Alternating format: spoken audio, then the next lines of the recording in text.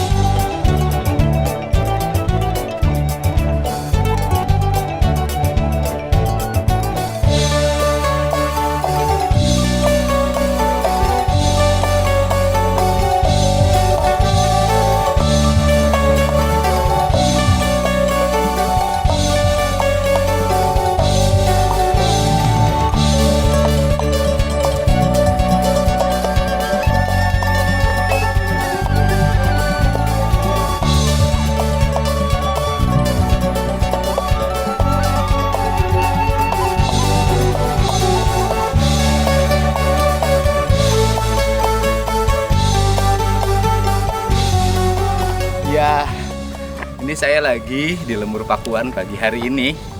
Ini hamparan jalan ya. Kita tata selama proses Pilpres berlangsung. Ketika Pak Prabowo mencalonkan diri, Mas Gibran mencalonkan diri, dan saya kampanye keliling Jawa Barat. Tetapi saya tidak melupakan bahwa karya-karya harus tetap dibuat untuk kepentingan warga, meskipun ya berdasarkan keterbatasan personal ya, karena tidak menggunakan uang negara. Ini adalah areal jalan yang dibangun terhubung dari gerbang Lembur Pakuan sampai ujung sawahnya, bisa lihat. Dan ini mimpi saya dari dulu ya, dunia pertanian dihargai, kemudian infrastrukturnya dibangun dengan baik. Ini hanya contoh kecil bagaimana kita sebenarnya meletakkan desa menjadi kekuatan pembangunan utama. Meletakkan desa menjadi soko guru kehidupan kebudayaan Indonesia. Orang desa bukan orang yang tertinggal, orang desa bukan orang yang dianggap dekil, tapi orang desa adalah orang-orang yang terhormat. Mereka menyumbangkan padi dalam setiap waktu, mesti badan mereka hitam legam karena terbakar matahari, meski seringkali mereka tidak pernah dihargai. Dan mimpi ini adalah mimpi saya ke depan.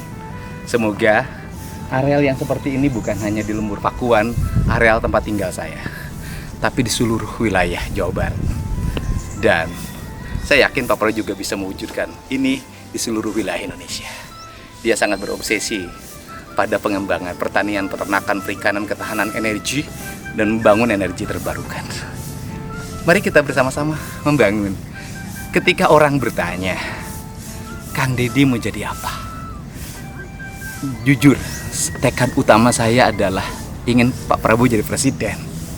Dari dulu. Sejak saya kuliah, saya sangat mencintai dia. Bergabungnya saya ke Gerindra, mudah-mudahan walaupun sedikit memberikan kontribusi bagi kemampuan daya dukung Partai Gerindra untuk kemenangan Pak Prabowo. Dan mimpi itu terwujud. Jadi ketika saya, Kang Deddy mau apa? Yang pertama, hari ini saya terpilih jadi anggota DPR. Dan bagi saya terpilih Pak Prabowo segalanya. Dan saya tidak memiliki ambisi untuk jadi apapun. Pak Prabowo jadi presiden adalah ambisi saya. Itu saja. Gak ada ambisi saya apapun. Kalau beliau nugasin, apapun akan saya lakukan. Andai kata misalnya saya terpilih jadi anggota DPR, kursinya buat yang lain aja, saya bersedia memberikan. Kalau Pak Prabowo minta. Karena itu adalah ketulusan saya buat beliau.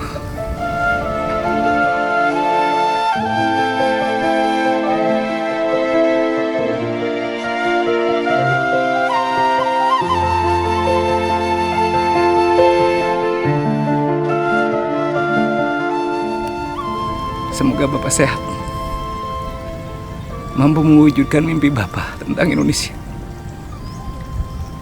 Saya tidak berharap apapun terhadap jabatan.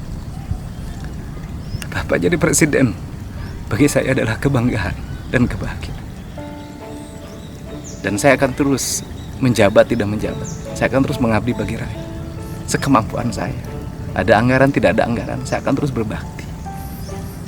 Apa yang dapat saya, rezeki yang saya dapat pasti bukan hanya buat diri saya, buat masyarakat dan buat pembangunan. Selama Bapak pencalon presiden, saya membangun kampung kecil untuk menjadi contoh bahwa ke depan saya punya mimpi tentang Jawa Barat dan Bapak akan mewujudkan mimpi tentang Indonesia.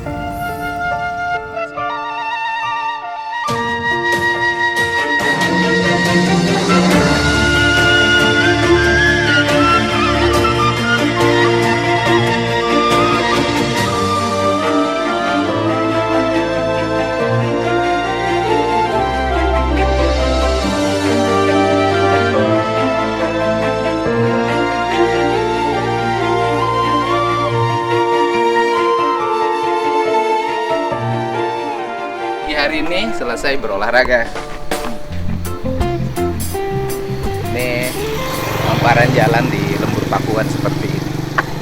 Dan ini ditata dibangun tidak menggunakan anggaran negara. Ya, udah cukup itu aja. Saya ditata dibangun tidak menggunakan anggaran negara, termasuk tidak menggunakan anggaran desa. Nggak usah disebutin anggaran siapa dan dari mana. Udah anggarannya bukan anggaran negara.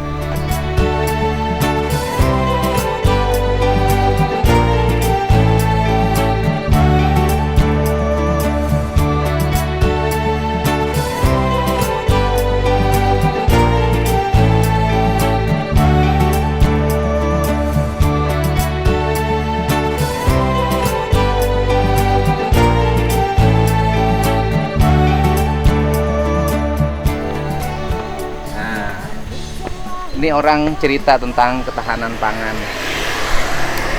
Pidato banyak di mana-mana. Saya hanya ingin bahwa kita tidak bisa mungkin mewujudkan sesuatu kalau hanya sekedar kata-kata. Harus ada yang dikerjakan walaupun kecil. Jadi selama proses kampanye, proses politik kemarin mendukung Pak Prabowo dan Mas Gibran, dan saya juga mencalonkan anggota DPR RI Partai Gerindra di Dapil 7. Dan saya dengar suaranya banyak banget.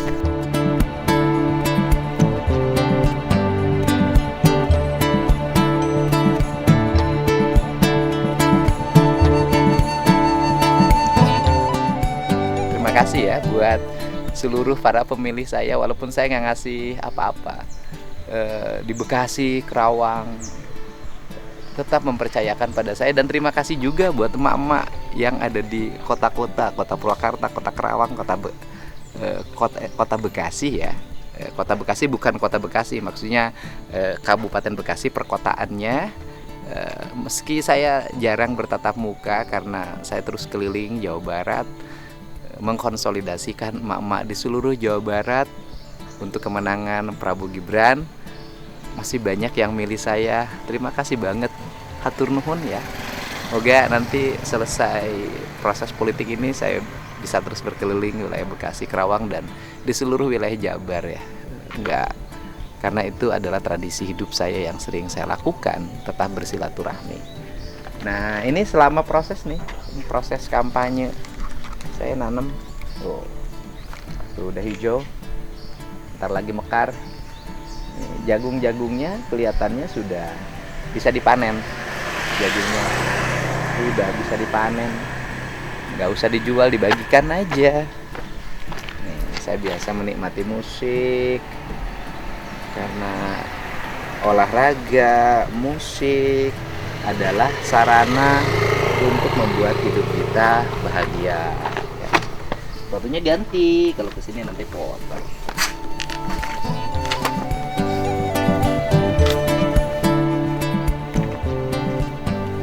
Badannya masih seimbang. Kiri.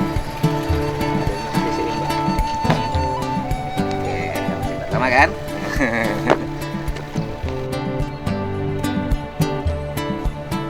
Waduh, Bapak Kades nih datang.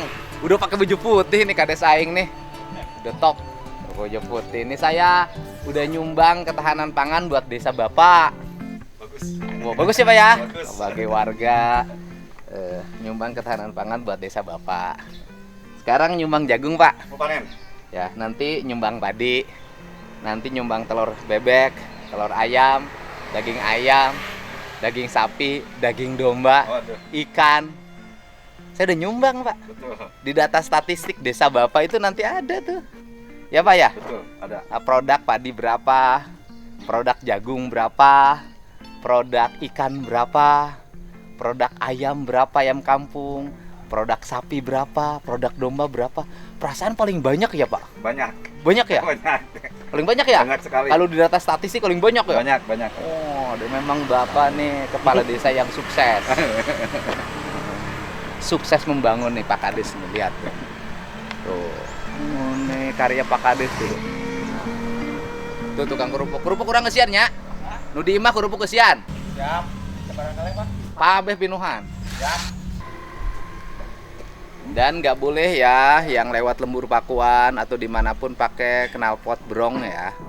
Saya Mang Mamat aja sudah dilengkapi motor listrik. Biar nggak brong, nggak bising ya. Hidup ini harus hening, tenang. Motor dibrongin ya kan. Bang Emok nagih. Ya kan?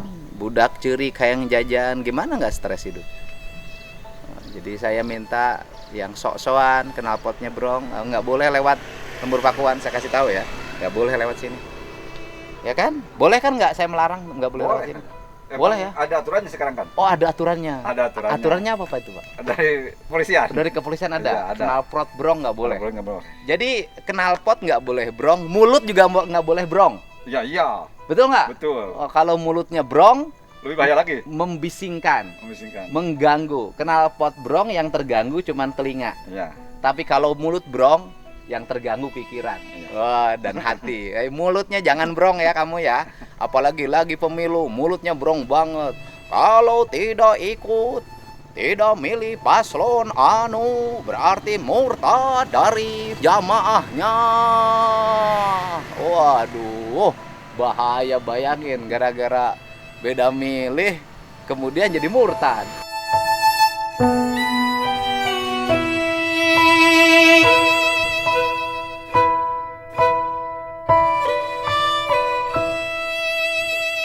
Waduh, bahaya. Tapi kita untung Pak. Untungnya gimana? Jadi kita mah tidak termasuk yang murtad. Kenapa? Kita kan bukan jamaah dia. Oh, iya. Benar. Kita kan bukan jamaah dia, jadi kita tidak murtad. Tidak murtad. Karena kita bukan jamaah dia. Aman berarti. Aman. Berarti tetap Islam gitu ya. Ya Islam, karena kita mah Islamnya tidak ikut mereka. Iya, betul. Gitu. Jadi tenang aja bagi mereka yang tidak ikut. Kesana? Satu alur jamaahnya santai aja. Kamu murtad ya nggak apa-apa, orang kita yang nggak ikut dia kok. Ya kan? Ya gitu. Jadi mah kita mah tidak ikut pada golongan-golongan yang selalu mengkafirkan dan memurtadkan. Kita mah ikut kata hati mata hati aja, sudahlah, sudah. Kasah ke Allah Subhanahu wa taala aja sudah, nggak pakai pia-pia. Karena kalau pakai pia banyak calo. Ke Allah Subhanahu wa taala aja. Terus kemudian tradisi ritualnya, ya tradisi ritualnya ikutinlah bagaimana yang diajarkan oleh bapak kita, kakek kita, itu aja. Nggak usah rumit-rumit dan susah-susah. Dan ngikuti ustadz di kampung aja. Ustadz di sini aja, Ustadz Uja. Kita mah ikutnya yang deket aja. Karena kalau ustadz atau siapapun ya, yang ngomong agamanya paling hebat, paling merasa benar, ya, dia kan tidak ngajar ngaji saya waktu kecil. Jadi saya mah ikut sama siapa? Sama ustadz yang ngajar ngaji saya waktu kecil aja. Karena mereka mah nggak ngajar ngaji sama saya. Mau Habib, ya kan, yang ngaku Habib gitu kan. Tapi Habib juga Habib yang mengaku dirinya paling benar. Ya, saya kan tidak diajarin ngaji sama dia. Gitu. Saya mah diajarin ngajinya sama ustadz saya. Jadi saya mah ikut sama Mang Uja dan Mang Pandi aja, sama Ustadz Rahmat yang ngajar di sini. Udah. Nah, udah jangan ngomong itu nanti jadi nggak capruk lagi. Nah, ini udah dibersihkan nih. Ini kayaknya harus dipupuk lagi ya? Pupuk. Hah? Ya, sampai lagi. Sekali lagi Raja. Oh, nih. Ini sudah asak kan? Nih, udah asak nih. Oh. Tuh. Tuh. Nah, ini kan untuk apa coba nanti? Ini kan untuk pakan sapi tuh nanti. Sapinya ada. Nanti sapinya, kemudian sapinya nanti ngeluarin kotoran. Kotorannya dipakai pupuk. Nah, tuh bajunya udah dibuka. Nih, produk pertanian lembur Pakuan.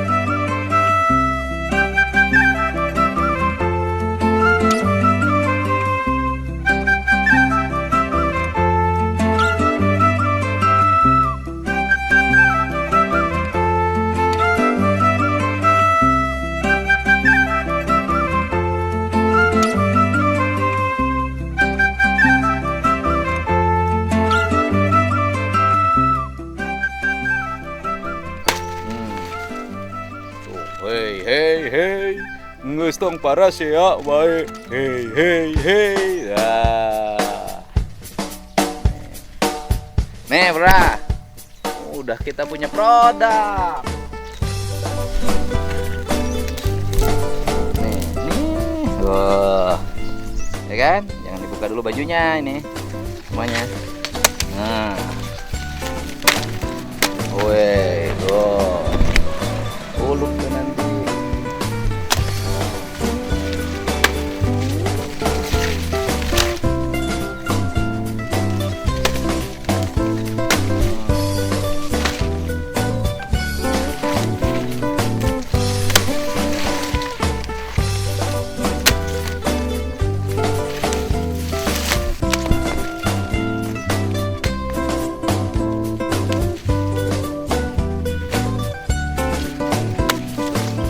Coba oleh Bapak digerakin nanti seluruh warganya, Pak. Halaman-halaman rumah yang kosong, tanah yang kosong ditanemin. Biar jadi produksi. Kalau nggak ditanemin, kasih sama saya yang nanemin. Tapi warga kita ini ada yang aneh-aneh ya. Ada satu rumah, halaman rumahnya kotor banget. Saya mau sewa aja. Udah gopek sebulan, saya bilang 500 sebulan. Saya sewa, saya tanemin, nggak dikasihin. Jenting kotor. Oh, bagus banget. Nih, pepel. Keren dong.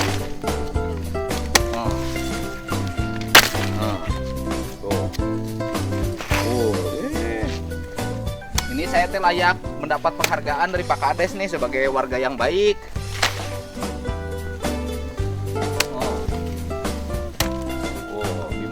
Gede tuh. Wih. Panen kita nih. Makanya harus rajin. Padi punya, jagung punya.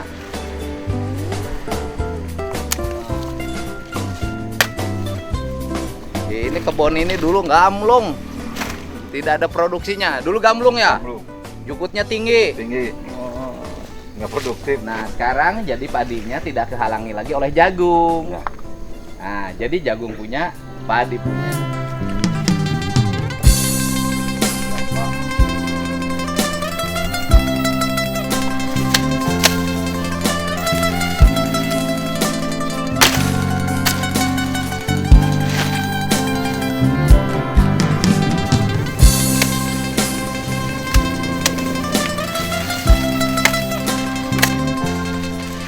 Nah, kalau bicara persoalan Pak Prabowo Gibran, Pak Prabowo ini termasuk ini loh yang menjadi obsesi.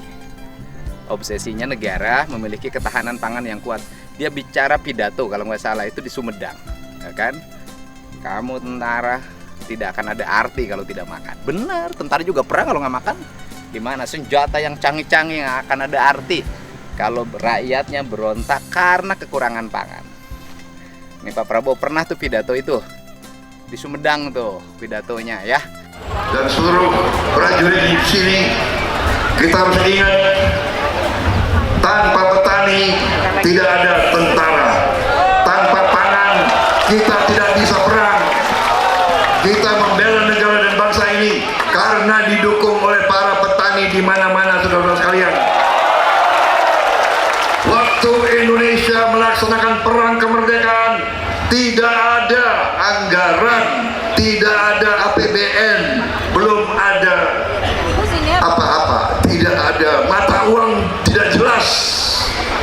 kita merdeka. Hal-hal yang menyangkut pemindahan kekuasaan diatur di kemudian hari. Tapi kita merdeka dulu. Siapa yang beri makan kepada tentara kita? Siapa yang memberi makan kepada pejuang-pejuang kita? Itu adalah para petani di seluruh Indonesia.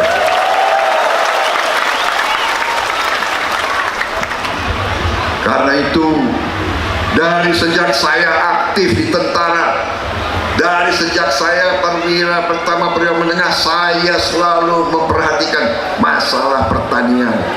Waktu saya panglima, saya perintahkan semua batalion saya harus bikin proyek-proyek pertanian. Tidak boleh ada lahan yang tidur, tidak boleh ada lahan yang tidak ditanam, karena pangan adalah hal yang strategis, bukan barang dagangan.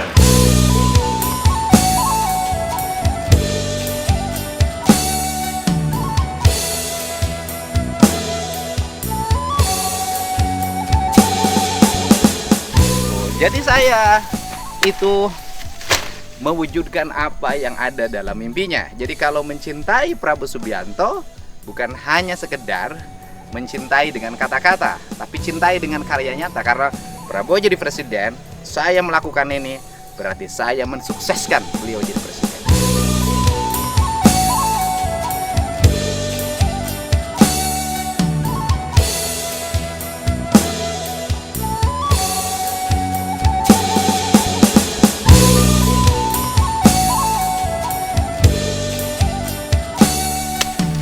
Nih, Wares, boleh. Jadi warga Bapak nggak akan kekurangan makan.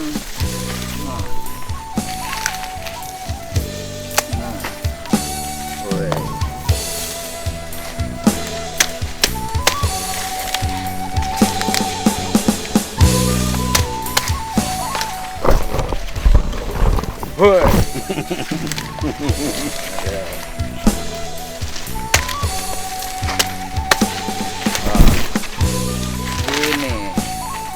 Jadi kamu nggak bisa menanam jagung di HP. Jagung tuh bukan postingan, harus ditanam di tanah. Kalau hanya nanam di layar HP nggak akan bisa. Jadi kita ini, apa sih media sosial itu? Media sosial itu alat edukasi. Jadi kan enak. Saya misalnya relatif banyak teman di media sosial, bukan banyak pengikut loh, banyak teman di media sosial. Saya mengerjakan sesuatu yang nyata, artinya saya bisa menceritakan sesuatu yang nyata di alam maya. Jangan terbalik, tiap hari hanya di alam maya, tidak pernah ke alam nyata.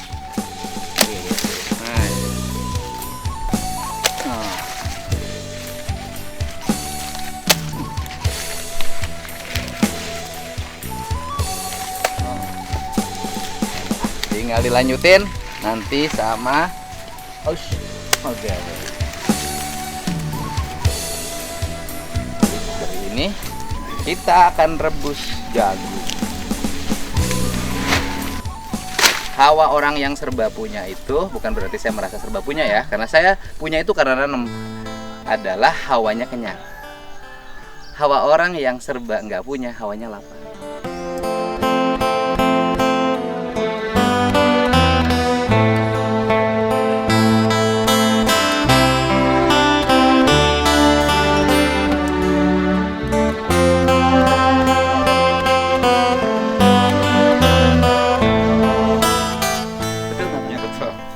Saya tiap hari nanam padi, ya kan, berasnya banyak lah. Ya.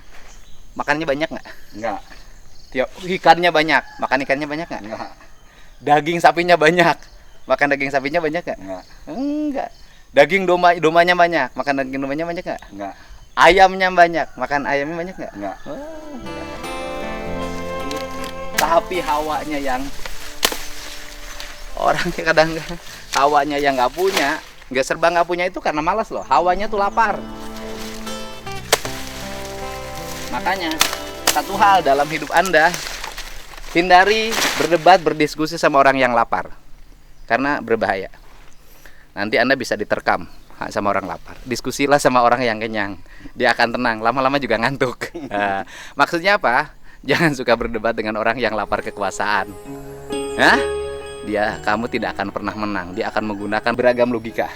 Saya paling lucu ini, hari ini ada salah satu tokoh yang paling merasa reformasi. Ada salah satu tokoh itu ngomongnya apa coba?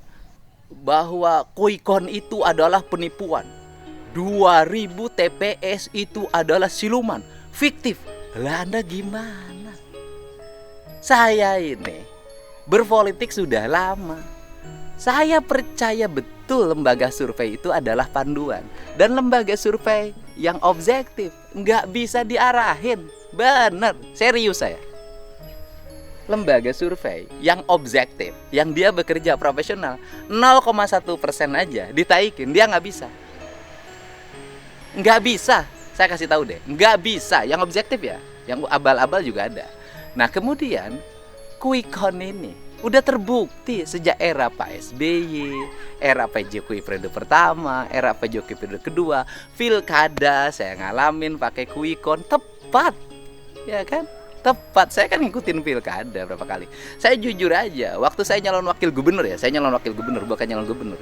Saya berdasarkan hitungan Quick-Count itu jam 1 itu kalah. Saya nggak banyak ngomong, saya langsung membuat konferensi pers mengucapkan selamat pada yang menang.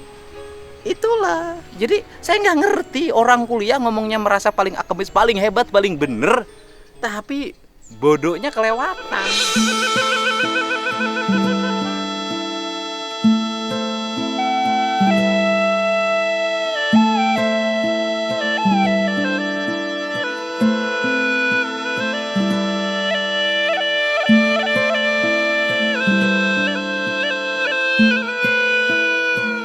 Gitu loh, bodohnya kelewatan gitu loh. Jadi kalau hari ini, kemarin itu ada orang kelompok yang merasa dirinya paling pinter dan nganggap orang lain bodoh. Ternyata kata orang Sunda, orang pinter tuh keblinger.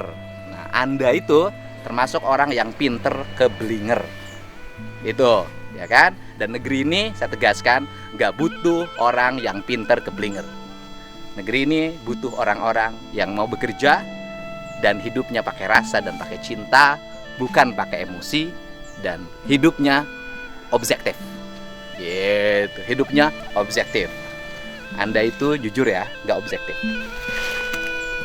Ya, jadi nafsu. Jangan dong, jangan nafsu lagi ya. Oke, kita hari ini daripada ribut-ribut, bolak-balik, nuduh-nuduh lembaga survei itu dengan berbagai tuduhan yang keji, nuduh-nuduh Quick-Count itu adalah abal-abal segala macam, gitu kan.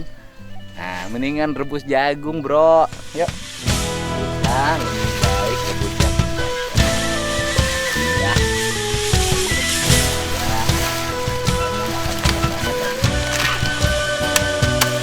Nah, itu aja cukup. Woi. Oke. Terima kasih semuanya yang selalu ngasih support sama saya. Bahagia selalu, semangat untuk Indonesia.